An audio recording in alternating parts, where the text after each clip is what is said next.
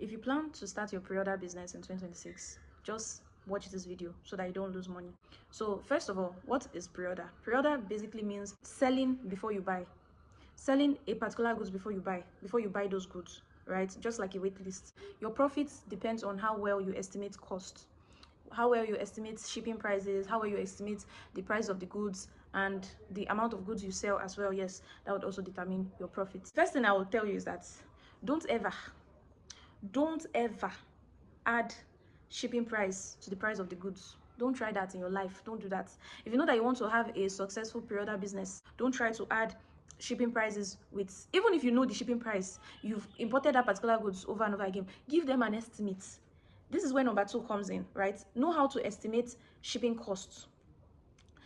Estimation is just like maybe the shipping cost is maybe you've already calculated the shipping cost to be around 200,000. You tell your customer, oh, the shipping cost is around 200 to 220,000. Oh, that's a shipping estimate. That's an estimate. So that even if it is more than 220,000, right, it will not fall on you. You've already given them an estimate. So if they say, oh, but you told me it's 200, you say, okay, I gave you an estimate. It could be more than that, it could be less than that, but since it is more than that, that's what I'm telling you.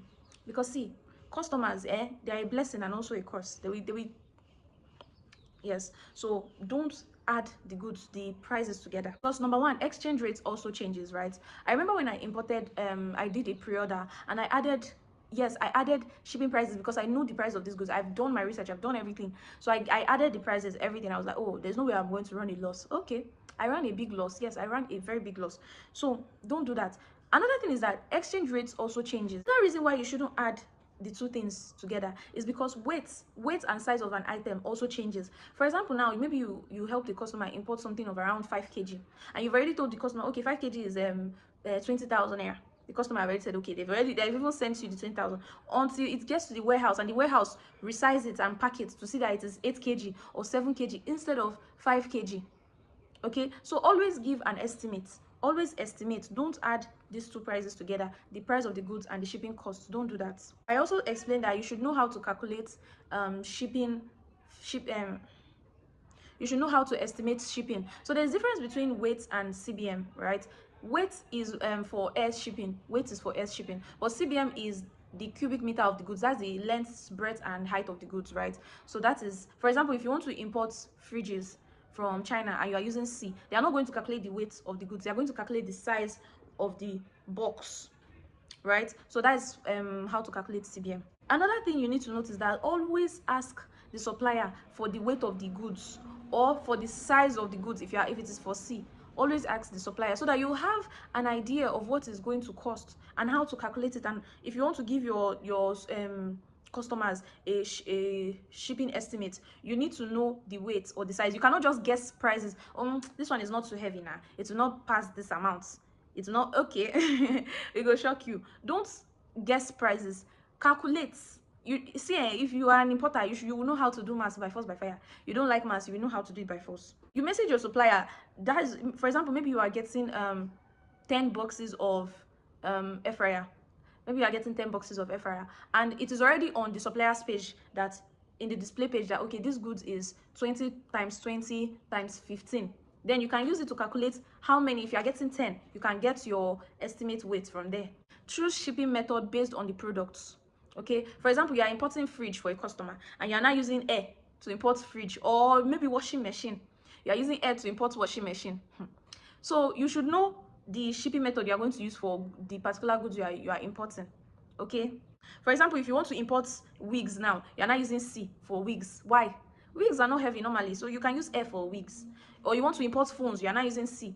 You should know the kind of goods that you are using for air and the kind of goods that you would use for C. Clothes now, you can use air, you can use C, depending on how plenty you are importing.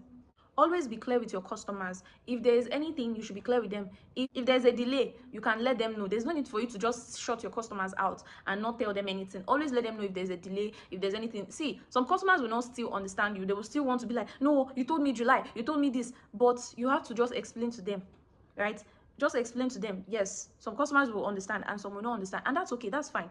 If you are importing big items like fridges, washing machines, you need to look for, and you're also importing smaller items like clothes, you need to look for a shipping company that can help you repack. So repacking is basically removing cartons from a particular goods and putting them, like let me use this as an example. You are getting let me just say 20 items from 20 different suppliers. So these 20 different suppliers, they are bringing these items in boxes, and if your shipping company gets them and they don't repack them, they'll just put all those boxes into one box, and it will make the weight of the item bulky.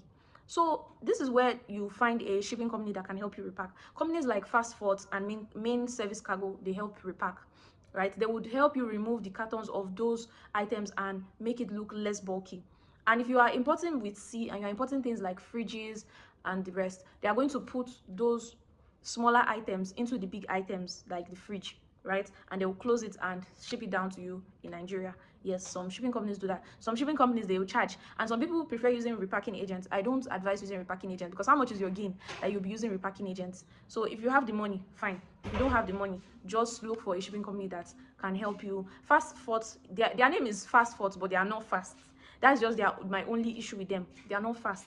The only shipping company that I know that it is even a bit fast is Sky Cargo. Sky Cargo is fast, but their own downside is that they don't repack, right? They don't repack. So that will be all for today's class, for today's video. And if you have questions, you can drop your questions in the comment section. I'll make sure to revert back and look at them and respond and everything. Don't forget to follow, like, share, and subscribe to this channel. Bye.